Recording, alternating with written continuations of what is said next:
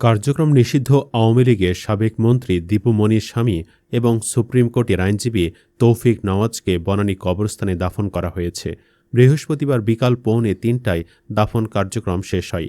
দাফনের সময় সেখানে পুরুষদের পাশাপাশি সেখানে উপস্থিত ছিলেন দীপুমণি ও তার মেয়ে সহ অনেক নারীও। সে সময়ের একটি ঘটনা সোশ্যাল মিডিয়ায় বেশ ভাইরাল হয়েছে। মরদেহ কবরে নামানোর সময় একজন বৃদ্ধ লোক খাটিয়া ধরতে চাইছিলেন, তবে তাকে জোর করে সরিয়ে দেন দীপুমণি। ভিডিওতে দেখা যায় দীপুমণি সেই লোকের কলার ধরে টেনে তুলছেন ও বলছেন, আপনি খাটিয়া ধরবেন না। স্বাভাবিকভাবেই তাকে খুবই রাগান্বিত লাগছিল ও তার আচরণ ছিল খুবই রূঢ়। তাই সেই ভিডিওতে অনেকে নেতিবাচক মন্তব্য করছেন। কেউ কেউ বলছেন এখনও তেজ কমেনি দীপুর, লোকটার সাথে কি বাজে আচরণটাই না করল। কেউ কেউ বলছেন হতে পারে লোকটি তার স্বামীর ভাই, পূর্ব কোনো দ্বন্দ্ব থেকে হয়তো দীপুমণি দেবরের সাথে এহেন বাজে আচরণ করেছে। তবে তারা পুরো ঘটনাটি না বুঝেই এমন কথাবার্তা বলছে। একই ভিডিওতে দীপুমণিকে আবার বলতে শোনা গেছে, আপনার পিঠে ব্যথা ধরবেন না। আবার দীপুমণির মেয়ে লোকটিকে খুবই শান্তভাবে বুঝিয়েছেন, তাকে সান্ত্বনা দিয়েছেন। তাই কেউ কেউ বলছে কেবল উপরের রাগ দেখলে হবে না, ভেতরের ভালোবাসাটাও দেখতে হবে। হতে পারে লোকটি তাদের পরিবারের কেউ, কিংবা গাড়ি চালক অথবা কেয়ারটেকার। তার পিঠে ব্যথার বিষয়টি দীপুমণি জানেন ও প্রথমে আপোষে খাটিয়া ধরতে মানা করার পরও না শোনায় পরে শাসন করেছেন। এই শাসনের মধ্যেও ভালোবাসা রয়েছে।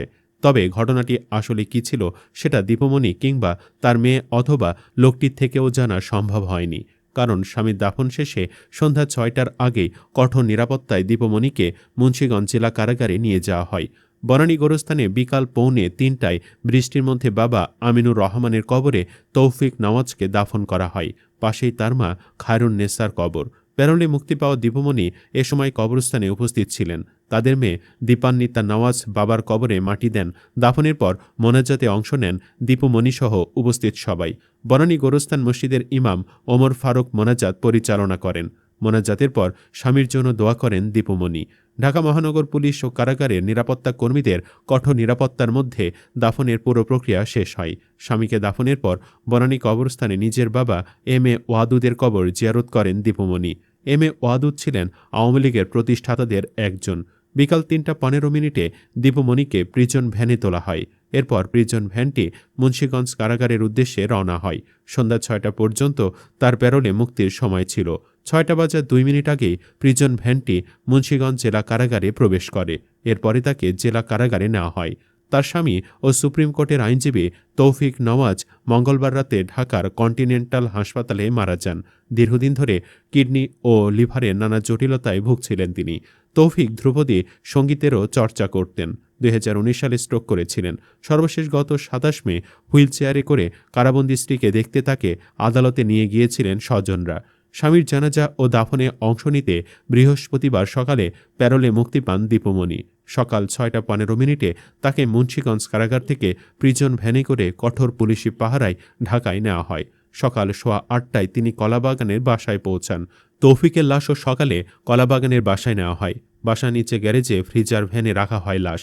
দুপুর 12টার পর তৌফিক নওয়াজের লাশ নিয়ে ফ্রিজার ভ্যান রওনা হয় গুলশানের আজাদ মসজিদের দিকে।